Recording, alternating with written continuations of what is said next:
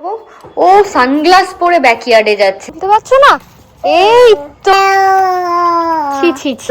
সাথে ফটো আমাদের সবার। তো এটা সুধার। নমস্কার সকলকে, সুপ্রভাত। কেমন আছেন সবাই? তো আজকে এখানে শনিবার, এখন সকাল 11টা মতো বাজছে। আমরা আজকে কোনো প্ল্যান নেই, আজকে আমরা সকাল থেকে বাড়িতেই আছি, কারণ গোড়া একটু ওর বাইরে বেরোলেই না অ্যালার্জি থেকে ওর কনজেশন শুরু হয়ে যাচ্ছে, যার ফলে আজকে এই সপ্তাহে আমরা পার্কে যাইনি। আর সুধাও দেখছিলাম যে দু একদিন খুক খুক করছিল, কাশি হচ্ছে, তাই সকালের দিকটা আমরা বাড়িতেই ছিলাম। তো এখন বাইরেটা সকালের দিকে খুব মেঘলা ছিল, এখন রোদ্দুর বেরিয়েছে বলে আমি ভাবছি একটু সুধা গোড়া দুজনকে নিয়েই বাইরেটা বেরোবো, নইলে সকালের দিকটায় মেঘলা ছিল বলে না একটু ঠান্ডা ঠান্ডা লাগছিল। রোদ্দুর বেরোতে এখন ঠিকঠাক লাগছে। সকালে উঠে শুধু ব্রেকফাস্ট করে এই যে আমি বলেছি ব্যাকইয়ার্ডে বেরোবো, ও সানগ্লাস পরে ব্যাকইয়ার্ডে যাচ্ছে। তো সুধার বলেছিলাম না, সুধার স্কুল থেকে একটা গাছ দিয়েছে, ওটা কি গাছ বুঝতে পারছিলাম না। আপনারা বলেছিলেন যে, দু একজন বলেছিলেন যে ওটা শশা গাছ। তো সত্যি ওটা শশা গাছ, আর ওর গাছে একটা শশাও হয়েছে, ওটা আজকে তুলবো আর সুধাকে দিয়েই তোলাবো, যেহেতু ওর স্কুল থেকে ও পেয়েছিল গাছটা। সবাই বাইরে বেরিয়ে আসছি, আর গোড়া দোলনায় শুয়ে শুয়ে আওয়াজ দিচ্ছে যে আমাকেও নিয়ে চলো চলো, শশাটা তুলবে চলো।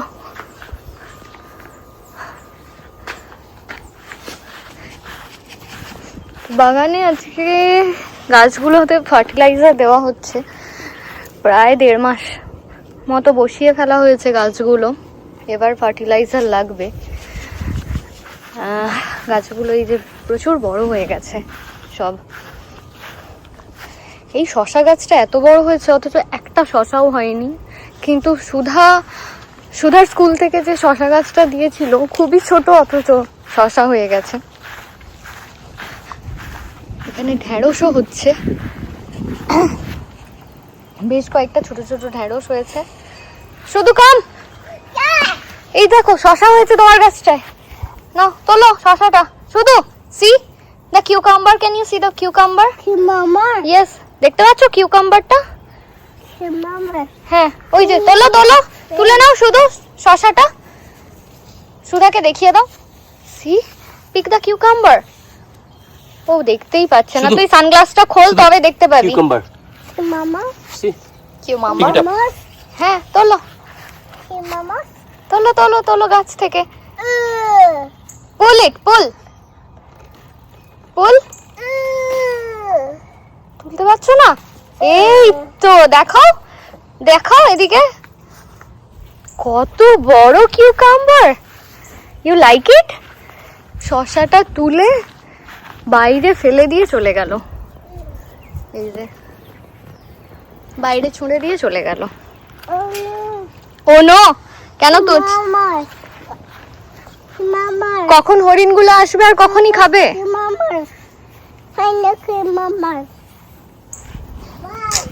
কি বদমাইশ।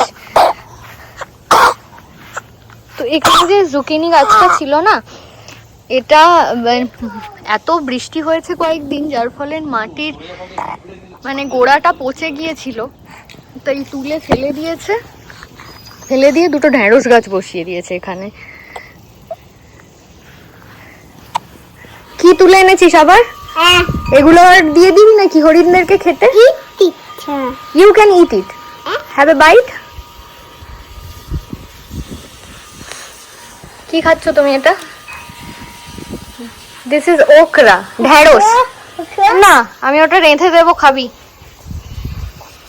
এভাবে কাঁচা চিবোচ্ছিস কেন তুই? ছি ছি ছি। একই বাড়িতে থাকি আর এক যাত্রায় পৃথক ফল কি করে হয় বলুন? বাড়িতে সবার সর্দি কাশি হয়েছে, আর আমি বা বাদ পড়ি কি করে? স্নান করার পর 5-6 বার হাঁচি হয়ে মোটামুটি গলার আওয়াজ চেঞ্জ হয়ে গেছে, আর বুঝতে পারছি আমাকেও ভোগাবে এখন। গোড়াকে দিয়ে শুরু হয়েছিল আর আমাকে দিয়ে শেষ হবে। তো যাই হোক, এখন বাজছে দুপুর 12:30 মতো, তো রান্না টুকটাক করেছি আজকে। সুধার বাবা বাড়িতে থাকলে নয় গার্ডেনিং করে নয় রান্না করে। আজকে গার্ডেনিং করছে, বিভিন্ন রকম এই যে গাছ হয়েছে না, তাতে একটু কোনটা সাপোর্ট দরকার কোনটার দরকার নয়, একটু ফার্টিলাইজার দেওয়া, একটু মাটিটা কুপিয়ে দেওয়া, এসব কাজ আজকে করছে। তো অ্যাজ ইউজুয়াল রান্নাটা আমি করেছি আজকে। আজ রান্না বলতে বেসিক্যালি আমি সব কিছু সেদ্ধ করেছি, আলু সেদ্ধ, ডিম সেদ্ধ, আর সকালবেলায় একটু লাউ শাক কেটে এনেছিলাম বাগান থেকে, লাউ শাক পোস্ত করেছি। এই আজকে আমাদের মেনু দুপুরের। ঢ্যাঁড়সও হচ্ছে দু একটা করে প্রত্যেক দিন, কিন্তু আমি জমিয়ে জমিয়ে রাখছি। আজকে সুধা দুটো তুলে ও তো চিবিয়ে চিবিয়ে ফেলে দিল, নইলে আরো দুটো জমে যেত। আমি প্রত্যেক দিন এই একটা দুটো করে তুলে তুলে জমিয়ে জমিয়ে রাখছি, কারণ একটা দুটো করে ঢ্যাঁড়স হলে তো আর কোনো রান্নাই করা যায় না। তো হচ্ছে মোটামুটি সব সবজি হচ্ছে এখন, প্রতিদিনই কিছু না কিছু হবে, যেহেতু এখন সিজন, এখন সবজি হওয়ার আর কি। তো প্রত্যেক দিনই কিছু না কিছু হতে থাকছে। তবে একেবারে সব সবজি একসাথে হতে এখনো বোধহয় মাসখানেক সময় লাগবে। যেভাবে বৃষ্টি বলুন রোদ্দুর বলুন পাচ্ছে এবারে, সুধা এখনো বাইরে রয়েছে, কিছুক্ষণের মধ্যেই বৃষ্টি নামবে, ঝোড়ো হাওয়া দিচ্ছে, আর মেঘ আবার মেঘ করে এসেছে। তো সুধা এরকম ওয়েদার খুব পছন্দ করে, যার জন্য এখনো ও বাইরে রয়েছে, ও এখনো আসতে চাইছে না। তো চলুন, আপনাদের এই ফাঁকে আমি যে ফটোগুলো আমরা প্রিন্ট করেছিলাম তার ফ্রেম চলে এসেছে, আমরা ফ্রেমিং করে ফেলেছি, প্রায় সবই করে ফেলেছি, আর একটা বাকি রয়েছে, কারণ একটা ভেঙে গিয়েছিল। তো আমরা মোটামুটি সবই ফ্রেম লাগিয়ে ফেলেছি দেওয়ালে। সুধা যেহেতু স্কুলে যায়, মাঝখানে সুধার বাবা একদিন অফিস যায়নি, ও সর্দি টর্দি হয়েছিল, একটু অসুবিধা হচ্ছিল, হাঁচছিল প্রচণ্ড, যার জন্য অফিস যায়নি। সেই দিনই একটু সময় বার করে সব ফ্রেমগুলো লাগিয়েছে, আমি টুকটাক হেল্প করেছি।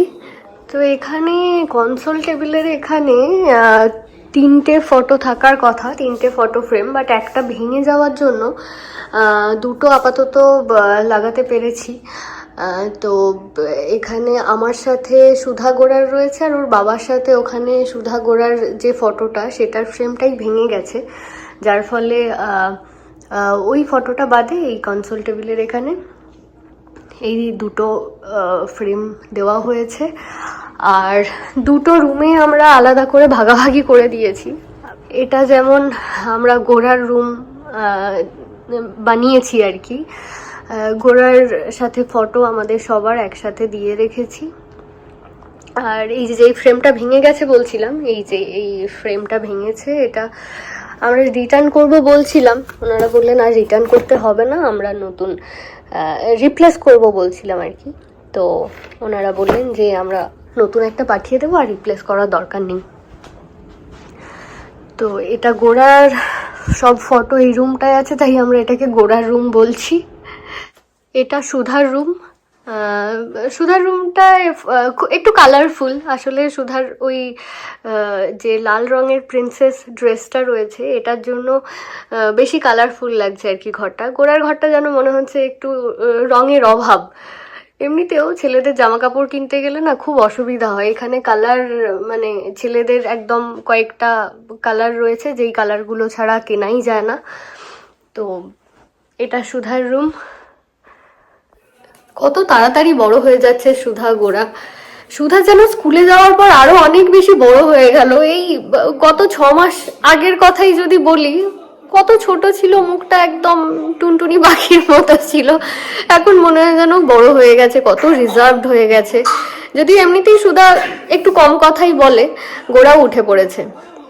মাঝে মাঝে ভাবলেই খুব মন খারাপ হয়ে যায় যে এখন ছোট আছে, এখন কথায় কথায় মাকে বাবাকে প্রয়োজন হয়, খাইয়ে দেওয়া, স্নান করিয়ে দেওয়া, বা কোথাও নিয়ে যাওয়া, যে কোনো জিনিসে ছোট ছোট প্রয়োজনগুলো আমাদের এখন আমরা এখন ওদের করে দিচ্ছি। কিন্তু কয়েক বছর পর সেইটুকু প্রয়োজন যখন ওরা নিজেরাই নিজেদের মিটিয়ে নিতে পারবে, তখন আর আমাদের সবসময় এইভাবে আয় রে সুধা, খা রে সুধা, কোথায় যাচ্ছিস, ওখানে যাস না, এসব আর বলতে হবে না। এসব ভাবলেই মন খারাপ হয়ে যায়।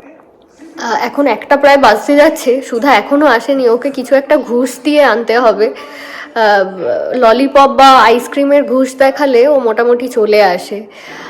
তো যাই হোক, তাহলে চলুন আজকের ব্লগটা এখানেই শেষ করছি। দেখা হচ্ছে পরের ব্লগে।